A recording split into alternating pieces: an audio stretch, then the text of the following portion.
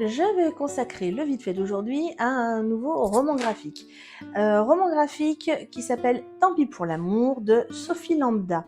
C'est un roman graphique édité chez Delcourt et dans cet album, Sophie qui l'a écrit, qui l'a conçu, parle de sa vie. C'est un album autobiographique. Vous connaissez peut-être Sophie Lambda pour son blog, sur les réseaux sociaux aussi peut-être. C'est une illustratrice, elle travaillait avant je crois pour la publicité, si je ne dis pas de bêtises. Et en fait, elle tenait un blog, ça faisait déjà plusieurs années qu'elle tenait un blog, jusqu'à ce qu'un jour lui arrive une mésaventure qu'elle va finalement mettre en roman graphique. Sa mésaventure, c'est qu'au début de sa carrière, quand elle a commencé à bien tourner sur Paris au niveau de son travail, dans une soirée mondaine, elle rencontre un acteur. Elle ne va jamais citer le nom. En fait, ça fait des années que cette histoire lui est arrivée, que ce soit sur son blog, sur les réseaux sociaux ou même dans cet album, jamais elle ne va donner le nom de cet acteur. Donc, je vous le dis, hein, c'est mon petit côté closer, gala, ce que vous voulez. Hein. Mais moi aussi, j'aurais bien aimé savoir qui c'était cette enflure, mais on va jamais le savoir. Donc, elle rencontre un acteur, plus ou moins célèbre, hein, qui tourne beaucoup dans les sitcoms françaises, visiblement. Ils vont bien accrocher, ils vont se revoir, devenir amis, et de fil en aiguille, une belle histoire se construit entre eux. Et de fil en aiguille, leur histoire va passer de belles histoires d'amour à cauchemar, j'allais dire cauchemar en cuisine, non mais c'est cauchemar en 3D en fait.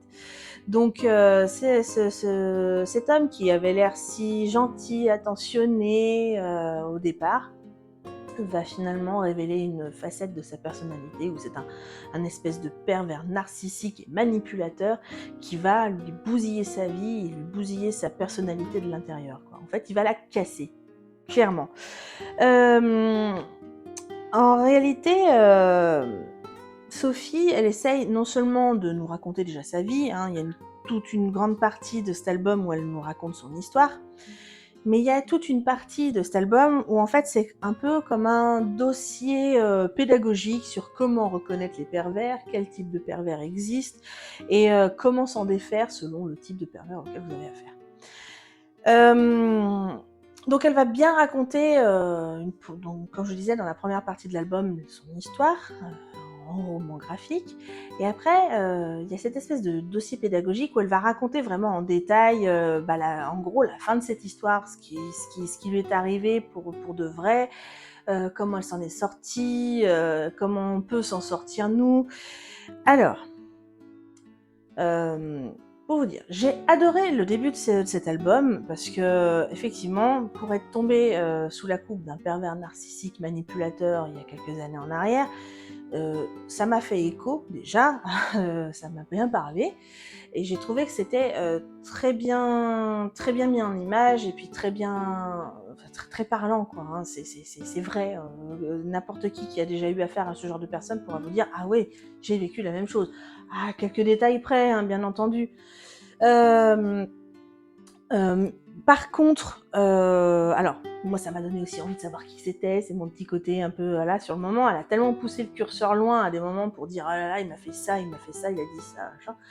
Il a été tellement odieux avec elle visiblement que moi je me suis dit mince, c'est qui ce type franchement. Par contre, le gros moins de cet album, alors le plus c'est aussi les graphismes, je vous le dis avant tout. Le plus c'est le graphisme qui est plutôt sympa, c'est un graphisme un peu candide à la Pénélope Bagieux, qui est plutôt sympa. Mais le gros moins, ça restera ce fameux dossier pédagogique à la fin.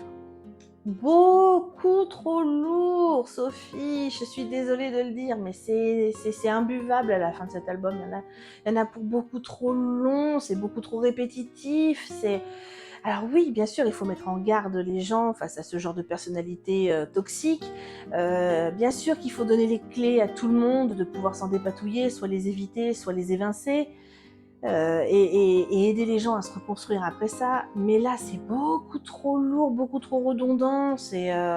On a un ton super léger, super sympa au début de cet album, et à la fin, mais c'est d'une lourdeur. Je vous le dis, j'ai même pas lu les dernières pages, je n'y arrivais plus. Et pourtant, comme je vous ai dit, ça fait écho à ma propre histoire. J'ai vécu une histoire aussi tragique qu'elle, peut-être même un peu plus, parce que pour la petite histoire, lui n'a pas été violent physiquement avec elle. Moi, j'ai subi de la violence physique. Mais malgré tout, ça reste d'une lourdeur, mon Dieu. J'ai dit, mais c'est pas possible d'être aussi répétitif sur la fin de son album. C'est tellement dommage parce que ça gâche vraiment la fin de cet album. Voilà, donc je lui ai mis 3 étoiles sur 5 et c'est vraiment parce que c'est ce côté dossier pédagogique à la fin que j'ai dit non, c'est pas possible. Faut pas faire ça à la fin de vos albums. Parce que finalement, on a un album hyper épais, on a ça d'histoire et on a ça de dossier pédagogique à la fin. C'est pas possible, c'est beaucoup trop lourd. Voilà, moi je vous encourage quand même à le lire parce que ça donne quand même vraiment une bonne idée de ce que c'est un pervers narcissique et manipulateur et c'est vraiment très bien expliqué. Il y a énormément de bonnes choses très importantes dans cet album. Donc je vous encourage à le lire si vous ne l'avez pas fait. Il est à la bibliothèque municipale de la Bâtie, encore pour un moment puisque c'est un emprunt Savoie Biblio qu'on a encore pour quelques semaines. Donc lisez-le, dites-moi en commentaire ce que vous en avez pensé si vous l'avez lu. Et puis en attendant la prochaine, bah ouais, lisez.